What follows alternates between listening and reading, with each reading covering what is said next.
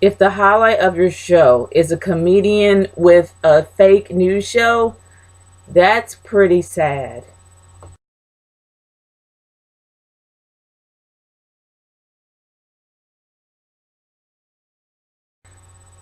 I had a chance to watch Raw, and honestly, guys, what's happening? This is the road to WrestleMania, and honestly, it's feeling less and less like WrestleMania by the day. WrestleMania is literally 3 weeks away, and I know a lot of people are like, it's too early. I'm gonna be honest with you, this doesn't look good. On the first day of the road, actually, the road to WrestleMania started after the Rumble, so it's been a while. It really has been a while. And the messed up part about it is, there's been no build to WrestleMania at all, except for a handful of matches that I really don't care much about. Now, we had the opener, and of course, for those that don't know who Jon Stewart is, Jon Stewart has one of the most beloved shows on Comedy Central called The Daily Show. It's pretty much based on political satire, not to mention the fact that it does talk about real news, but it has a different spin on it, and a lot of people actually go to Daily Show for their news because of how funny it is, and Jon Stewart has made that show awesome. So for those that haven't really seen it or don't know anything about it, my advice to you is to go to ComedyCentral.com and actually check it out, or upload the app. And I know I'm promoting them, but either or, it's a really great show. So yeah, you're not missing out. But regardless of all that, Seth Rollins actually did kind of do an invasion of the show this past Thursday, and they kind of put it in a storyline. Now, we all know about Jon Stewart's retirement for those that live in the States, and it really did crush a lot of people, but we also did not know, or at least I didn't know, that Jon Stewart was a huge wrestling fan. And what a great way to actually pay homage to Jon Stewart by giving him a storyline with Seth Rollins. It's kind of cool, and I wouldn't mind seeing that guy in the Hall of Fame. But the Hall of Fame is what I'll talk about later. But honestly, it started off really cool in the beginning. It really did. Then comes out Roman Reigns. Yeah. And then comes out Randy Orton. Yeah. Well, either or, I'm just going to say this. I don't know what spin Randy Orton's return tried to be or what they're trying to do, but on the real, it's stupid. It really is. I actually thought that Randy Orton was going to come back for revenge, but now he's holding off his revenge against Seth Rollins, probably to screw him in the very end. We've seen this before. I really kind of wanted to see something different coming from Randy, especially after a long time he's been gone. And now that he's a part-timer and he's supposed to only come out for major events, or at least for a few Raws and a few SmackDowns, it's going to be a time we're not going to see him at all. And I really thought it was going to be something bigger than this. And it's just kind of like meh. The same thing with Roman Reigns. All that huge stink the WWE Universe made about him winning the Rumble is now pretty much disappearing. And I'm not saying people are forgetting, but then there are some people who still don't like him. And there are people that do. And it's a mixed bag again. Just like Daniel Bryan is now a mixed bag. And shoot, and when it comes to John Cena, people all completely hate him now. I don't know what the whole deal is with the WWE Universe, but they're the most fickle bunch of individuals on the planet. And I can't stand people that can't make up their minds. Especially people who are extraordinarily fickle. Drives me nuts. But the thing is that it's affecting these people's careers. And you kind of wish it was like one decision and just stayed where it was. But honestly, besides all that, it was just not really that great of a segment. And I kind of wish that it didn't exist at all and nothing really happened and they just moved on from there. And even if that segment wasn't in there, it wouldn't have mattered. It would have mattered more if it was just Seth. But it could have done without Roman Reigns and without Randy Orton. But I'm going to move on from there. The matches themselves, of course, as usual, is good. And there's one match that continuously pisses me off at every single turn. And I'm talking about the mixed tag match with Cesaro and Kid versus the Usos. For crying out loud. What pisses me off the most about this match is not so much the match itself and how it's performed. They always have put on great matches. That never fails. But storyline-wise, it sucks. Because you got two of the most athletic women on your roster. and they're valets to their husbands? What?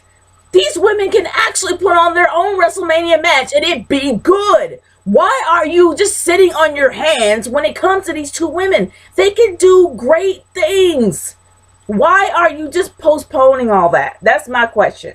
Why are they valeting to their husbands? They could put on a great match by themselves. And I'm talking about Naomi and Natalya, for those that don't realize it by now.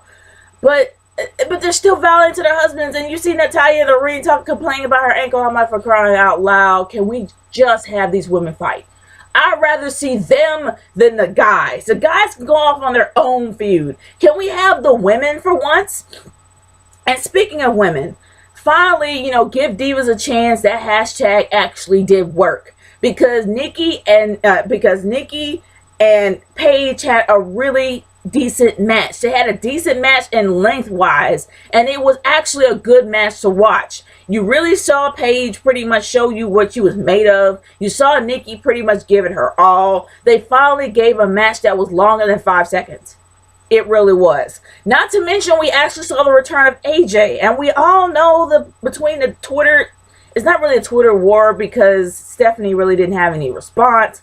But the fact that AJ came back and kind of hinted at, give divas a chance, I thought that was kind of cute.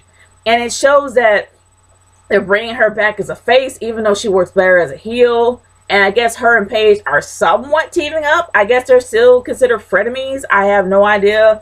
But honestly, it should be an interesting feud between AJ Lee and Paige versus the Bellas. It should work. I honestly think that will be a great match, and they're going to give it their all. And I'm really hoping that the crowd don't sit on their hands like they have been for the past few months. But seriously, I'm looking forward to that. Now we got Bray Wyatt. For those that don't know, and I actually found out yesterday that The Undertaker is not going to show his face until WrestleMania 31.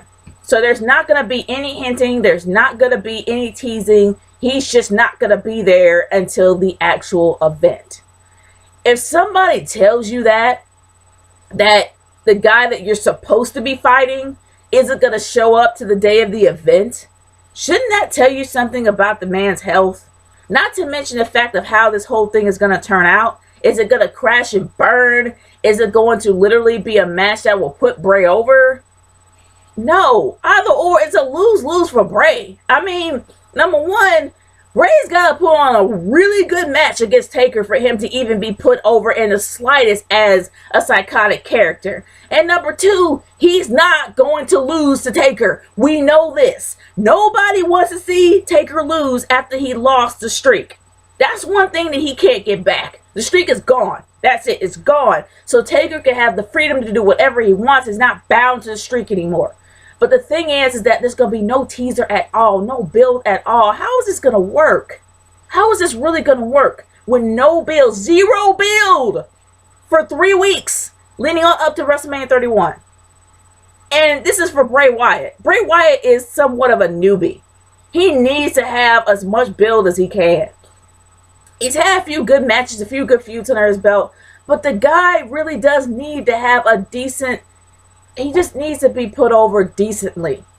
I don't even know how this is going to work.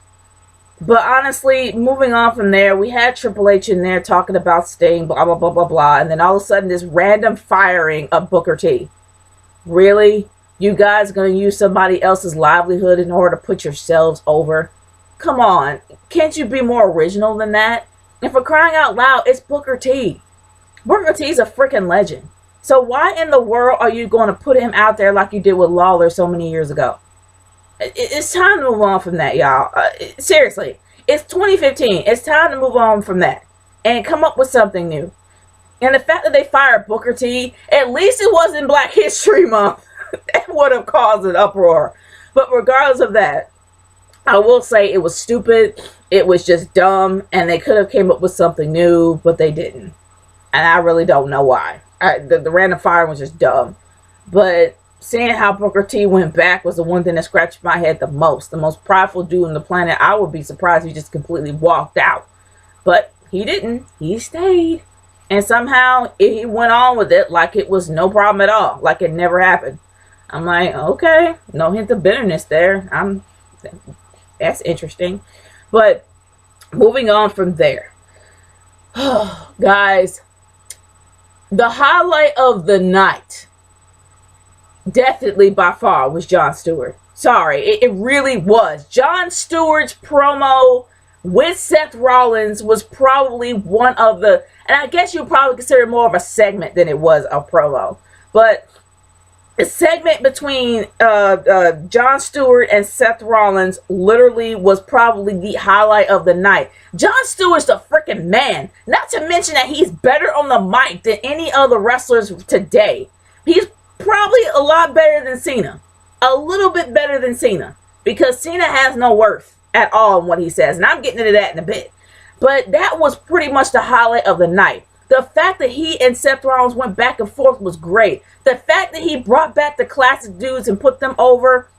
Bruno Sammartino. He put over, who else did he say? Stone Cold Steve Austin. The fact that he went back to the greats and he was able to literally make word fodder out of Seth Rollins was just amazing. I love that. That was pretty much the highlight of my night.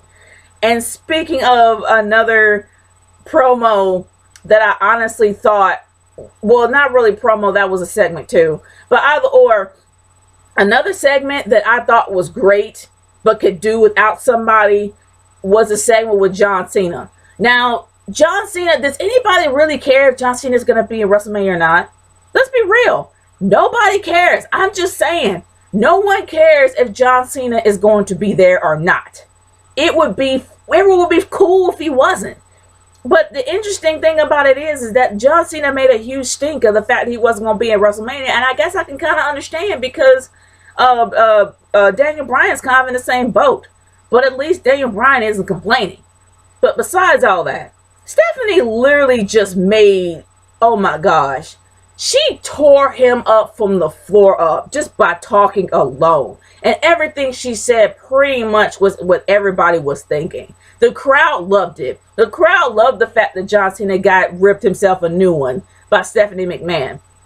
And honestly, I love her as a heel for that. I really do. She's a great heel. And she literally tore into John Cena. She really, really did. But the one thing that segment could have done without was Curtis Axel. Seriously. Curtis Axel, there's nothing memorable about Curtis Axel. He is literally the forgettable one. And I hate to say it about his character, but it's true. The only thing that makes his character has some kind of notoriety is what his father's legacy. His father's legacy alone is what pretty much kind of sums up who he is. Even though he does nothing for his dad's legacy at all. It's only the name. That's it. But on the real, it could have done without him. Nobody really cares about Axelmania. Nobody really cares about Curtis Axel. Stop making yourself bigger than who you are, because you're not. You really are. Nobody cares.